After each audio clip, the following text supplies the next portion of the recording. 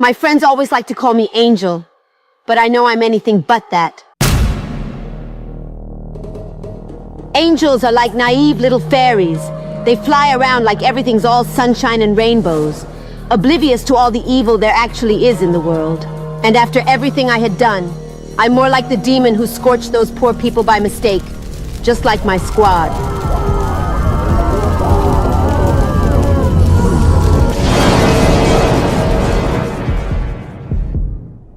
I lost them all. 25 good soldiers, and I was the 26th who ended up being the one to betray them. Oh, how I wish I could undo what I did. Sitting in here ain't been helping. Every day, I get more and more paranoid, and my trauma gets worse and worse. Every noise I hear triggers flashbacks of the incident.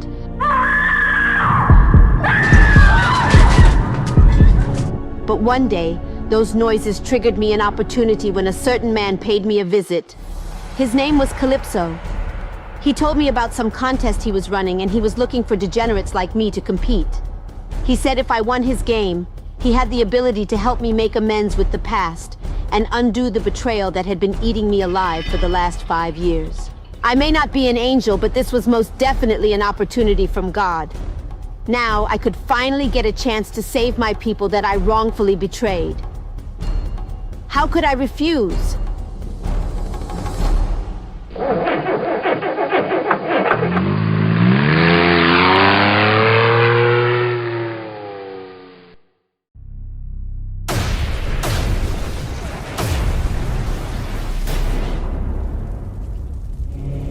While I was in the joint, the doctors always wanted to know exactly what happened to me. Of course, I just chose to keep my mouth shut. It was none of their business. But now that I was out, those traumatic thoughts had become much worse than before. I began to relive that horrific incident all over again. It was 5 years ago. I was in a private-owned military. I was the leader of a small gang. We called ourselves the Avenging Angels. We weren't just a group of professionally trained assassins. We were like family. We were stationed over in some base camp in the Middle East. Over time, we had become so close to each other. We trusted each other with our lives. We all had each other's back. But our contact had sent us over there to straighten out a group of neo-Nazi dirtbags. These guys called themselves Apocalypse 9.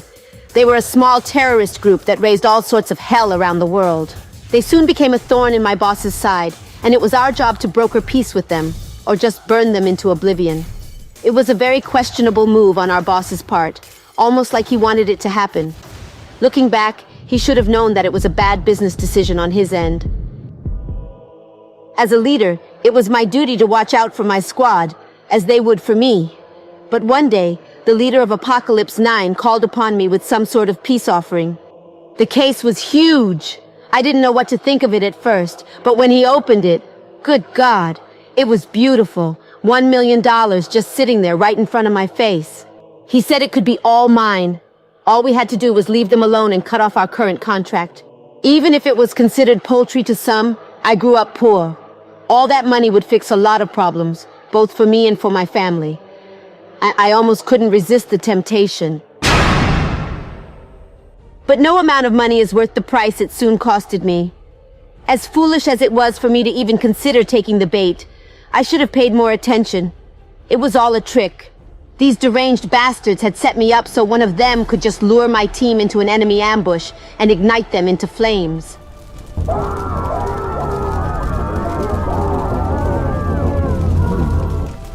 Seeing your people, your family, seeing them burn alive, hearing them scream in agony, it can take a toll on one's brain.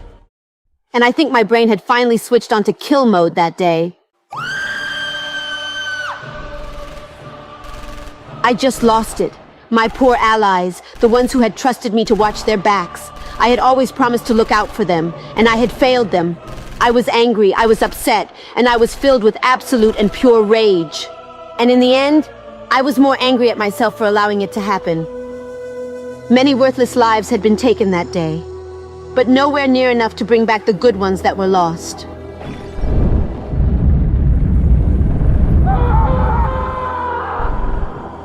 I torched that place into flames like the hellscape it was, and then I fled. I limped for miles, trying to find someone or somewhere to get help. My feet were swollen, my skin was burnt. And more than anything, my mind had been mentally scarred. I didn't think I was gonna make it. And looking back, I wish I didn't. I eventually stumbled into a nearby village.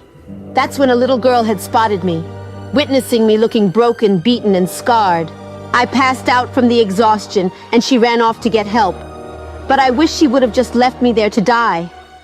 I woke up in the IC unit the next day, but I must have been still feeling the aftershock of what happened.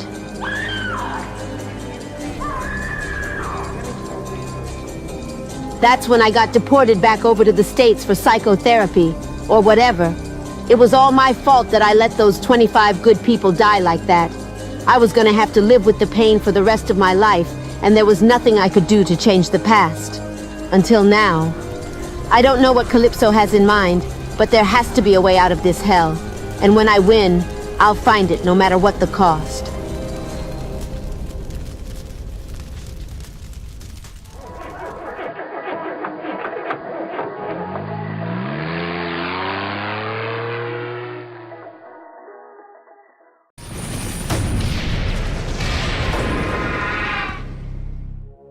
The contest had finally come to an end. I was the winner, and now it was time to pay a little visit to Calypso. I asked him if it was true. Could he really send me back in time to save my squad? Or was he just some con artist trying to play with my emotions?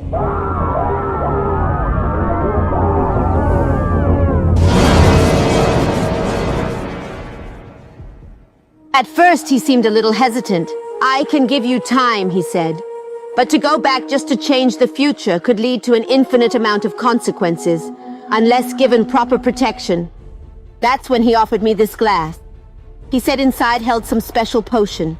He told me if I drank it, not only would I be sent back 5 years to save my squad, but I'd also be given a special bonus to harness the power of immortality. I couldn't believe it. Calypso said he saw a lot of potential in me, that he wanted me as his personal bodyguard as soon as I got back. But he needed an angel to do it.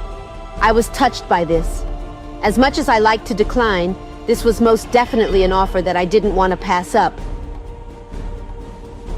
I happily accepted this life-changing offer. And next thing I knew, I was back. 5 years ago, the same day Apocalypse 9 called me to meet at their base camp. It was just moments before my squad had been lured to the ambush. I should have known from the get-go that these greaseballs weren't trustworthy, and I should have known better not to deal with devils like them. I didn't spend my years training as a professional killer for no reason.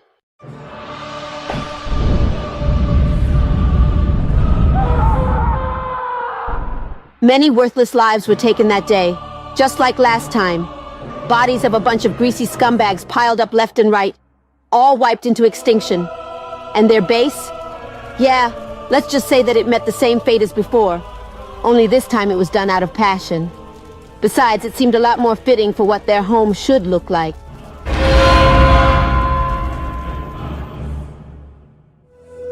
Hell, I even took the money. $1 million can go a long way for a girl like me. But the most important thing of all is, I was able to spare the 25 lives that had originally been lost that day. I definitely owe my loyalty to Calypso for everything he's done for me.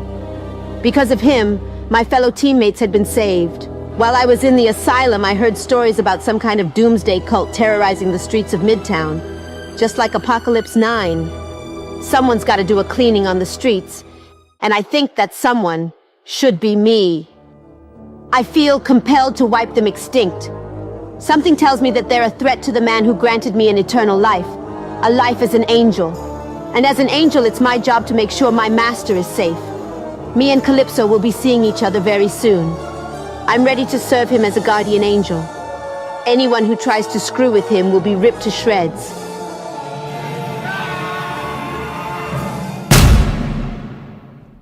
I am Angel, a trained assassin forever loyal to Calypso.